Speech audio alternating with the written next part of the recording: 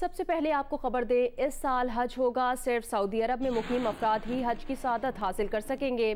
Saudi हुकूमत के एलामिये के मुताबिक कोरोना के फैलाव के पेश नज़र हज के शुरका की तादाद महदूद रखने का फैसला किया गया है। सऊदी शहरी और इकामा होल्डर ही हज अदा कर सकेंगे। कोरोना के बायस सऊदी हुकूमत ने गैर मुल्की हुज्जाज की मेज़बानी से मुआज़रत कर ली है। मुल्की सूरत हाल से आगाह करें, इस्लामाबाद की जिला इंतजामिया का विफाकी दारुल हुकूमत में मजीद इलाके सील करने का फैसला सामने आया है। सेक्टर G61 और 2, G104 और G72 24 जून की शाम 7 बजे से सील कर दिए जाएंगे। इसका नोटिफिकेशन भी जारी कर दिया गया है। नोटिफिकेशन के मुताबिक इन सेक्टर्स को 24 जून की शाम 7 बजे सील कर दिया जाएगा। इन इलाकों को सील करने का फैसला कोरोना के बढ़ते हुए केसेस के पेश नज़र किया गया है। स्मार्ट लॉकडाउन के दौरान मेडिकल स्टोर्स और किराना स्टोर्स खुले रहेंगे।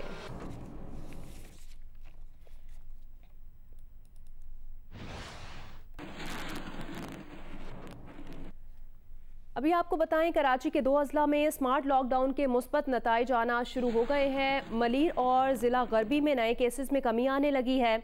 मलीर में हफ्ते को कोरोना केसेस 185 थे, इतवार को 99 रिपोर्ट हुए। ज़िला गरबी में 140 से कम होकर 111 पर आ गए। दीगर 4 अजला में मरीज बढ़ने लगे। ज़िला शर्की में हफ्ते को 360 केसेस थे, इतवार को 390 हो गए।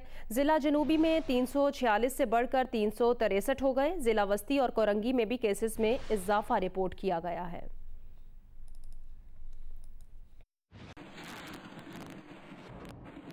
महकमा सेहत सिंध के जराये के मुताबिक स्मार्ट लॉकडाउन के बाद कराची के 6 में से 4 अजला में कोरोना वायरस के केसेस कम होने के बजाय बढ़ गए हैं। जिला शर्की में 360 केसेस थे, जो इतवार को बढ़कर 395 हो गए। जिला जनूबी में 346 केसेस आए थे, जो इतवार को बढ़कर 363 तक जा पहुंचे। जिला वस्ती में पहले 165 केसेस थे, जो स्मार्ट लॉकडाउन के बाद 172 हो गए। जिला कोरंगी में 119 और 24 घंटों के बाद इनकी तादाद 140 हो गई। कराची के सिर्फ 2 अजला में केसेस में कमी देखने में आई, जिनमें जिला मलीर में केसेस 185 से कम होकर 99 और जिला गरबी में केसेस 140 से कम होकर 111 पर आ गए। खावर खान, जियो न्यूज़, कराची। पाकिस्तान में कोरोना का फैलाव जारी है। वायरस से मुतासिर और इंतकाल करने वालों की तादाद में हर गुजरते दिन के साथ इजाफा हो रहा है। मुल्क के मुख्तलिफ शहरों में कोरोना के मरीजों की तादाद का क्या तखमीना है, इस पर जियो न्यूज़ ने माहिरीन से बात की है और आज़ाद ज़राए से ये जानने की कोशिश की है कि किस शहर में कितने मरीज सामने आ सकते हैं। आप भी जियो न्यूज़ की वेबसाइट पर कैलकुलेटर से अपने इलाके में कोरोना मरीजों की मुस्तकबिल में मुमकिन तादाद के बारे में जान सकते हैं। ये जानने के लिए विजिट कीजिए हमारी वेबसाइट geo.tv।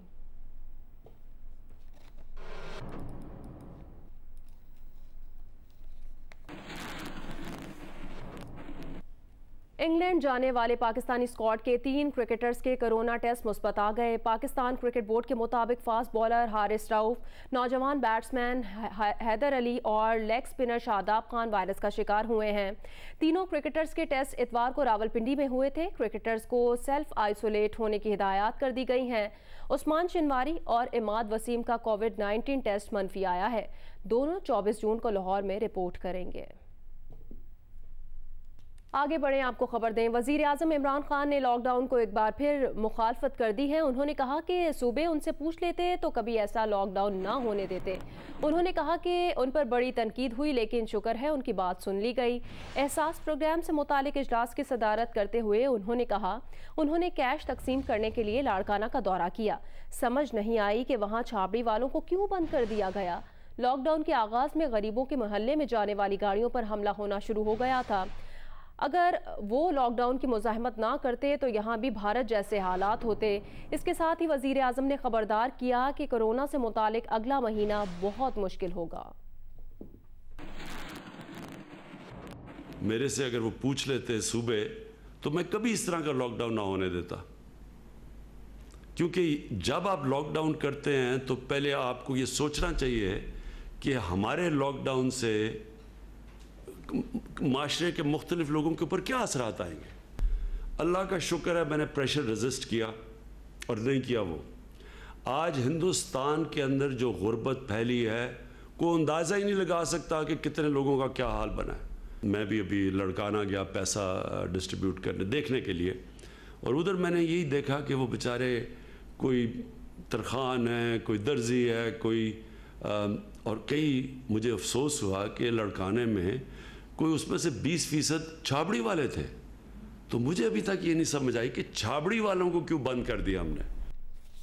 सेक्रेटरी दाखिला मेजर रिटायर्ड आजम सुलेमान ने कबल अज वक्त रिटायरमेंट ले ली। आजम सुलेमान की कबल अज वक्त रिटायरमेंट की दरख्वास्त मंजूर कर ली गई है, जिसका नोटिफिकेशन भी जारी कर दिया गया है। सेक्रेटरी दाखिला आजम सुलेमान 30 जून को मुलाजमत से रिटायर्ड हो जाएंगे। आजम सुलेमान चीफ सेक्रेटरी पंजाब भी रह चुके हैं।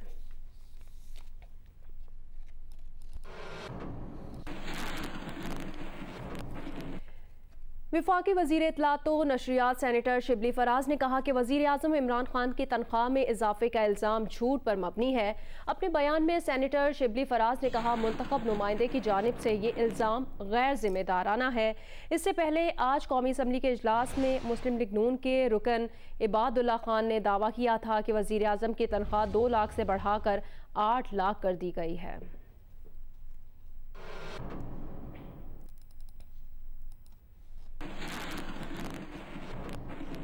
कौमी टीम के कप्तान बाबर आजम और शुएब मलिक की टिकटॉक वीडियो सामने आई है, जिसमें दो दोस्त की अहमियत पर बात करते नजर आ रहे हैं।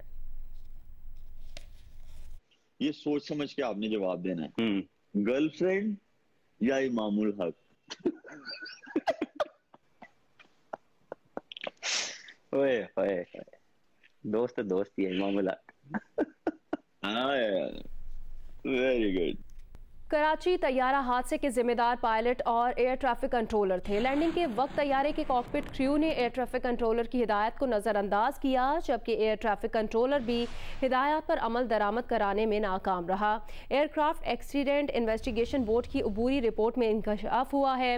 रिपोर्ट में हादसे की वजूहात में तैयारे में फ़नी खराबी को खारिज इम्कान करार नहीं दिया गया। हादसे में PIA और CAA को बराबर का जिम्मेदार करार दिया गया है। वजीर हवाबाजी ने रिपोर्ट वजीर आज़म इमरान खान को पेश कर दी।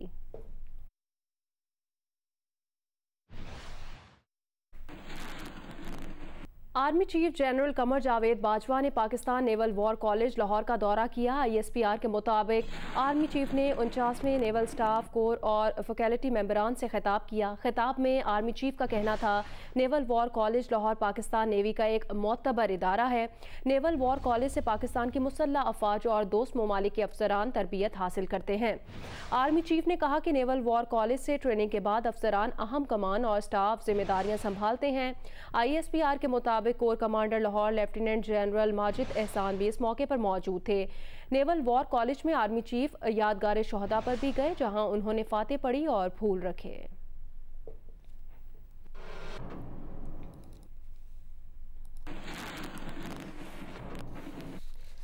वजीर खारजा शाह महमूद कुरैशी ने कहा, लद्दाख में भारत को चीन के हाथों जो मार पड़ी है, उसकी खिफत मिटाने के लिए भारत नए फॉल्स फ्लैग ऑपरेशन के लिए जवाब गढ़ रहा है।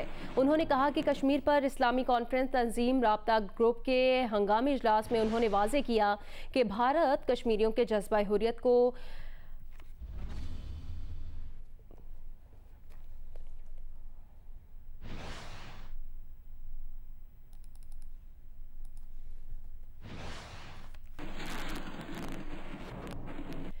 मुमताज़ आलिम दीन अल्लामा तालिब जौहरी को कराची में सपुर्द खाक कर दिया गया। तदफीन न्यू रिजविया में वाक़ मदरसे के अहाते में की गई। नमाज जनाजा में उलमाए कराम, सियासी रहनुमा और बड़ी तादाद में चाहने वालों ने शिरकत की। अल्लामा तालिब जौहरी की नमाज जनाजा अमरोहा ग्राउंड अंचोली में अदा की गई। उलमाए कराम, सियासी समाजी रहनुमाओं समेत बड़ी तादाद में चाहने वालों ने नमाज जनाजा में शिरकत की। अल्लामा तालिब जौहरी को न्यू रिजविया सोसाइटी में उनके मदरसे के अहाते में सपुर्द खाक कर दिया गया। अल्लामा तालिब जौहरी कई रोज से निजी अस्पताल में ज़ेर इलाज थे। इतवार की शब वो अपने खालिक हकीकी से जा मिले।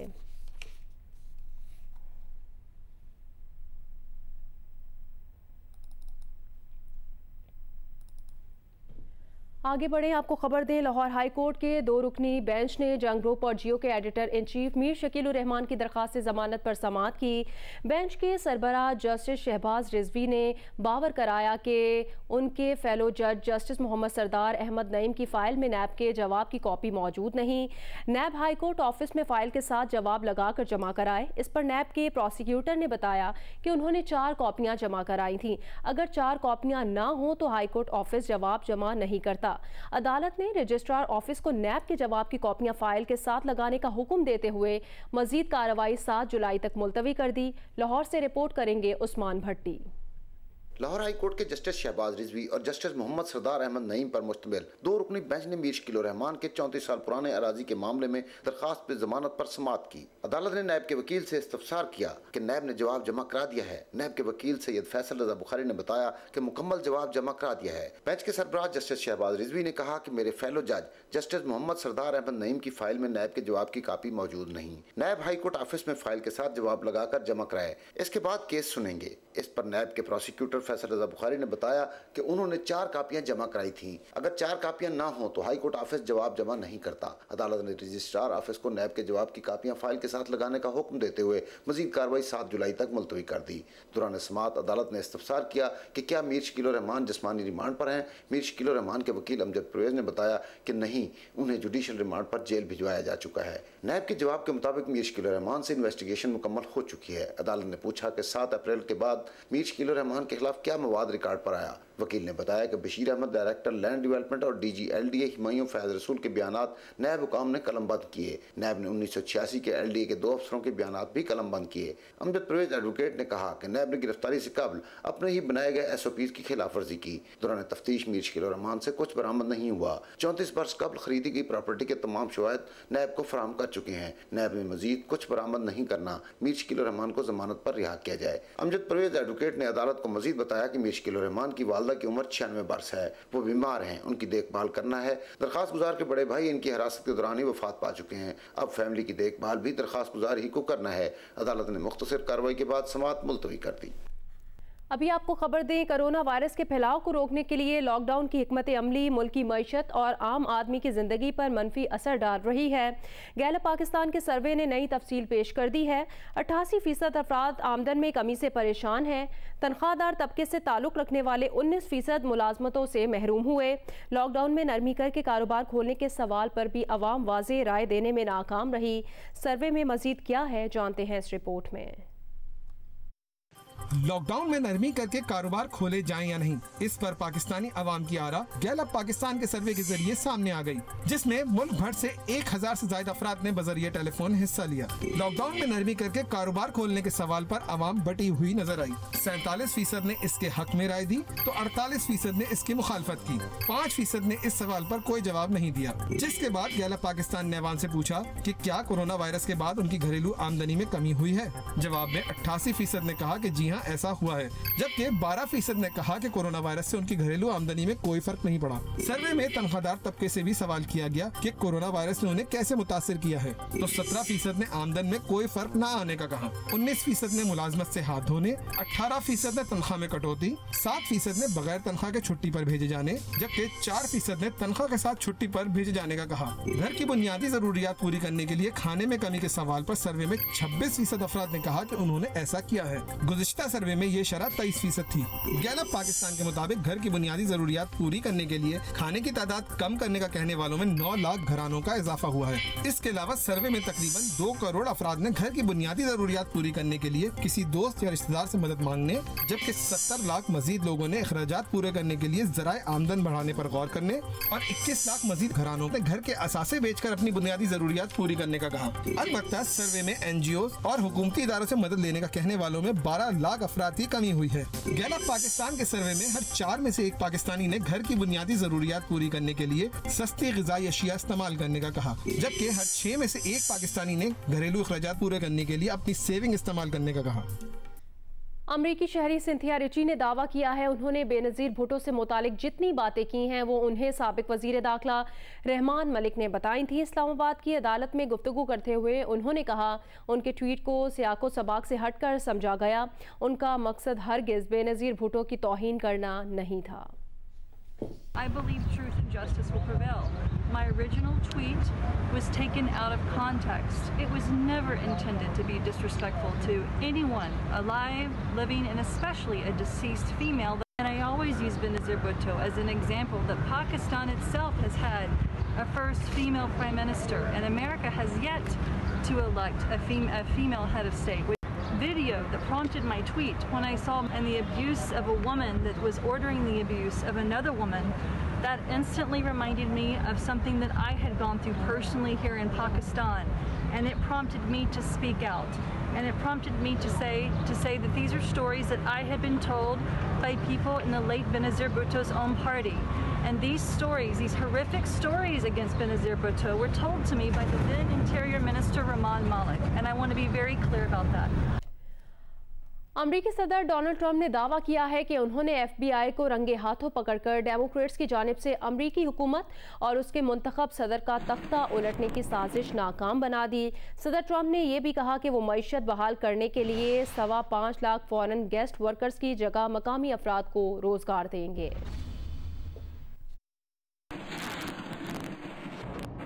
अमरीकी सदर ने इलेक्शन में दाएं बाजू की हिमायत हासिल करने के लिए इमिग्रेंट्स पर कुल्हाड़ी चला दी। 5,25,000 गैर मुल्की वर्कर अगले 6 माह के दौरान अमरीका आने थे, जो अब नहीं आ सकेंगे। नई कानून साजी का भी ऐलान किया गया है, जिसके तहत अमरीका में गैर कानूनी तौर पर दाखिल होने वाले अफराद की अक्सरियत सियासी पनाह या दीगर खुसूसी मराहत हासिल करने के लिए दायर दरख्वास्त के अरसे में वर्क परमिट हासिल नहीं कर सकेगी। इस वक्त ऐसे अफराद वर्क परमिट हासिल कर सकते हैं जो ट्रंप इंतजामिया के नजदीक निजाम से खिलवाड़ है। अमरीकी मीडिया के मुताबिक H-1B वर्कर्स की तनख्वाहें बढ़ाने की भी तजवीज ज़ेर गौर है। ऐसे कवानीन भी नाफिज किए जाएंगे कि कम तनख्वाह पर गैर मुल्की को अमरीकी शहरी की जगह मुलाजिम रखना नामुमकिन हो जाए। अमरीकी सदर ने इलेक्शन में मुबैना रूसी मुदाखलत के मामले पर अपने खिलाफ तहकीकात करने वाली FBI को भी तनकीद का निशाना बनाया है। FBI की रिपोर्ट पर रद्द अमल जाहिर करते हुए सदर ट्रंप ने कहा कि उस दौर के एजेंसी के सरबराह का तकर्रुर साबिक सदर ओबामा ने किया था। सदर ट्रंप ने कहा कि उन्होंने ये मामला अटॉर्नी जनरल विलियम बर के सुपुर्द कर दिया है, ताहम सियासी तौर पर यही बेहतर है कि वो मामले से दूर रहें। सदर ट्रंप ने कहा कि FBI के साबिक डायरेक्टर जेम्स कोमी और साबिक डिप्टी डायरेक्टर एंड्रयू मैककैब गंदे लोग हैं। ये सोचने की बात है कि ये अमरीकी हुकूमत का तख्ता उलटने की साजिश थी और उन्हें रंगे हाथों पकड़ लिया गया है। कोई और होता तो वो इस पर 50 साल जेल भुगतता। ओक्लाहोमा में नाकाम जलसे, खाली नीली नशिस्तों और खाली पंडाल के बाद सदर डोनाल्ड ट्रंप के साथियों ने बहस शुरू कर दी है कि उनके दस्तख्ती मुहिम के रैलियां आगे किस तरह बढ़ाई जाएं। CNN के मुताबिक जलसे में जल्द ही अगली रैली का ऐलान मुतवक्किल था, ताहम अब ये वाज़ेह नहीं है कि ट्रंप की अगली रैली या जलसे का ऐलान कब किया जाएगा। आज ट्रंप फिनिक्स में रैली की बजाय नौजवान हामियों के ग्रुप से खिताब करेंगे। अमरीकी मीडिया के मुताबिक तलसा में ट्रंप को अवाम के समंदर उमड़ आने की जो तवक्को थी और जिसकी वो पेश गोई कर रहे थे, आधे भर से पेंडाल की तस्वीर से कोई मुमासलत नहीं रखती थी।